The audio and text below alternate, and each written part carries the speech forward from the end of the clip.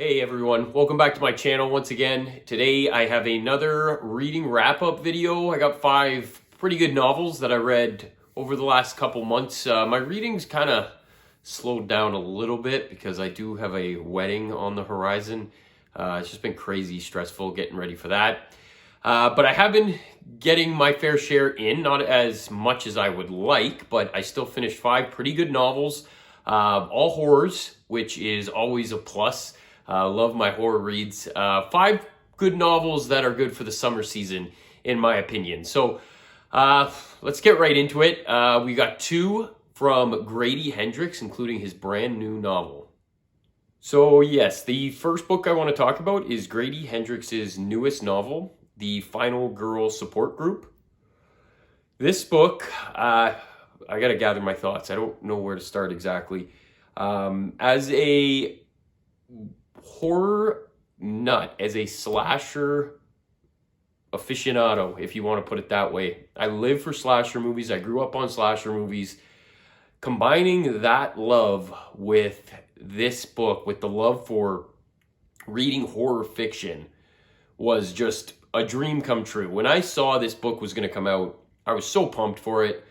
And usually when I psych myself up and hype myself up that much for an upcoming novel, I ends up disappointing myself because I put such high standards on it before I even crack the cover. But this one, that was not the case. I absolutely love this. I was looking so forward to it, and it really did live up to the hype. The way he takes such a generic plot and turns it into the most unique thing you've ever read is unbelievable. And I just think he's done it with all his novels. This is one of my favorite authors today. He is just awesome, and you just never know what you're going to get from him. Getting in more to this book specifically, so as you can see, it's called The Final Girl Support Group, and a final girl, in case you don't know, is the last living character, female character in this case, in a slasher movie, a trope that was made famous in basically the 80s, maybe the late 70s. It started with Halloween and into the 80s, and it just became a craze at that point. So this one, it takes classic 80s movies and basically churns them into the real world, and it's like we're, without actually going by the titles and the characters' names, they referenced basically Halloween, they referenced A Nightmare on Elm Street, they referenced Texas Chainsaw Massacre, I think Leprechaun, Black Christmas as well, I believe. So basically these were the survivors from those stories, but in real life.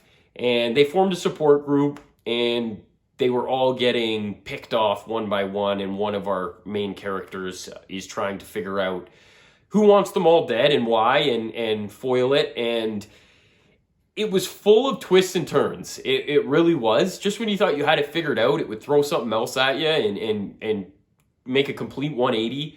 Very entertaining novel. This one, it'll be hard to dislike. I'd be interested to find someone who just totally hated this book, because I just can't see how that would be the case. It's a truly entertaining read, and I would recommend this to everyone, especially if you're a fan of horror movies. You just owe it to yourself to read this. Okay, sticking with Grady Hendrix, I read We Sold Our Souls. I read this just before the Final Girl Support Group came out because it was the only Grady Hendrix book I hadn't read yet, so I figured, let me get it done. That way I'd be primed for the new one. So basically what I just explained with horror movies, he did this here with metal music, like rock and roll, and predominantly metal. I am a big metal fan as well, so maybe I'm just hitting the jackpot with this author with the plot choices that he's choosing here. So yeah, I referenced a lot of classic metal groups that I know and I've listened to and everything like that. This one takes a washed up group, one member of the group basically, that the band she was in when she was younger, they disbanded due to one member, and he ended up going on to have a solo career and be enormously famous, whereas all the other band members just had to live mundane lives and could never really make something of themselves. She always knew something was fishy, because there was one incident where one night as a group, when they were told to sign these contracts, which they knew something was up, so they didn't want to sign them. They were forced to sign them, and they kind of got like drugged, and they woke up in a haze type thing, and they didn't know what really happened. And they woke up and the contracts were signed, and she always suspected something was up, something was fishy. So fast forward many years later now, the famous member that stabbed him in the back, basically, is on his final tour that he claims is going to be basically like the Woodstock of metal music. And it's got a huge buzz. It's in Vegas. And she takes it upon herself to track down all the old members and kind of get to the bottom of what's going on here. And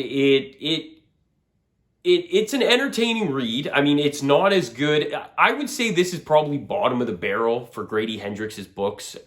My Best Friend's Exorcism, Final Girl Support Group, like I just talked about, the vampire one, the Southern Book Club's Guide to Slaying Vampires, and Horror Store. All of those I definitely would put ahead of this, but this was still entertaining. I definitely was not bored. It just wasn't as much of a page turner as his other books were. But yeah, overall, it was a good atmosphere, and the characters were enjoyable. So I would still recommend this, but just for Grady Hendrix's standards, this would probably be at the bottom of the list. But like I said with the last one with movies, with horror movies, if you're a metal music fan or a rock and roll music fan, this would be a pretty cool one to check out. Up next is The Remaking by McLeod Chapman. I know nothing about that author. This was a complete blind buy. It seemed pretty interesting. So this one follows different time periods. So it starts out by telling you this campfire tale, but it like the actual telling of it from like the early 1900s, I guess. It was like the 1920s. About a mother and a daughter who were declared witches, and there was a witch hunt, and they burned them at the stake, thus starting this folk tale, this campfire tale in this small town of these two haunting the woods and causing havoc to the town. So someone wants to make a movie in like the 1950s. We fast forward to the 1950s, and the movie was basically cursed from the beginning, and there was an incident on set with the child actress who was going to play the ghost girl that she's playing. So she almost like ends up dying. And there was, like I said, there was an incident, so it becomes famous for that, but it ends up being a B movie, that like a low budget movie that comes out. But then we fast forward another 20 or 30 years when she's middle-aged, and she's going to conventions and things like that, like some of these B-rated actors and actresses do when they get one hit and the movie is a cult classic, I guess you could say. So she's getting by, and then they want to remake the movie like they do these days with everything, and they want her to play the mother this time. She agrees, and then things go bad again, and then we fast forward 30 years later, and someone's trying to write an article about the stories of all these crazy supernatural occurrences that were happening on these movie sets, and brings us to our culmination of everything. So without spoiling too much, that's kind of the gist of it right there. The gist of it? I don't know. But it was pretty good. I mean, like I said, it was a blind buy, and I was entertained. This one, I got through it pretty quick. And yeah, it was pretty cool. Like if you like witches and just eerie supernatural atmosphere, then this will be a good checkout. Okay, next up, The Loop by Jeremy Robert Johnson. Again, knew nothing about this author. This was another blind buy. Well, really, the tagline on this one, they got me, because they said, this is Stranger Things meets World War Z. When I saw that, I was like, I'm in. But I wasn't disappointed. This one was actually pretty good. Basically, it takes place in another small town, which again, I'm in. Anything small town related, sign me up.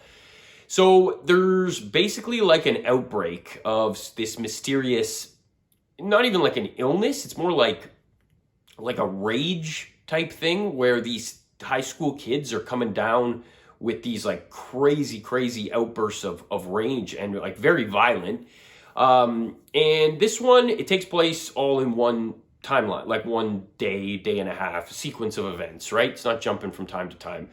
So it follows a group of teenagers that we're at a party in a cave, and things really all started to go to hell at that point. And they're basically driving around town trying to see who's still alive and if they can get out of town. Kind of to remind me of the movie The Crazies, if you ever saw that, where it was like the government kind of steps in and quarantines the town off. So it's like the people that weren't sick or hadn't come down with anything couldn't really get to safety. So that was kind of what was going on here. And, you know, another one with quite a few little twists and turns, which was pretty cool. It had the whole, you know, don't trust the government, paranoia, conspiracy theory element playing to it too, which was pretty good. Always a fun little trope with any horror novel. So yeah, I would recommend this one. It was if you're looking for a light entertainment read and you like those plot points that I just brought up, then yeah, check it out. It's pretty cool. Pretty gory as well. Body horror, I would say. Kind of reminded me of The Troop in that regard, if you've ever read that one. So yeah, if you're a little squeamish, you might not like this one. If you're into that kind of stuff, then definitely check it out. All right, lastly, let's end off with some Dean Koontz. I usually try and fit in at least one Dean Koontz book to every video. This one was The Husband, and this one was very cool. Again, true Dean Koontz fashion. Starts at one point, just takes place in real time. And this one follows a gentleman who is basically set up, and he is told he's being robbed for an enormous amount of money that he could never afford. But it turns out that his brother-in-law, or was it his brother? I'm not sure if it was his brother. No, I think it was his biological brother, was involved with some pretty messed up people. And, you know, again, there were many layers to this one. There was, it was one of those that when you thought you had it figured out, they would throw something else at you again, and it would change the whole thing. So it was pretty good. For Dean Koontz, I really did enjoy this. Not really any supernatural element to it, which was a little bit different. Usually he's got that involved in his books. This was definitely real life horror. It was just a bad situation that you would never want to find yourself into. Kind of like getting like involved with the mob, but it wasn't the mob. But that sort of feeling, that's what it would be, a helpless feeling.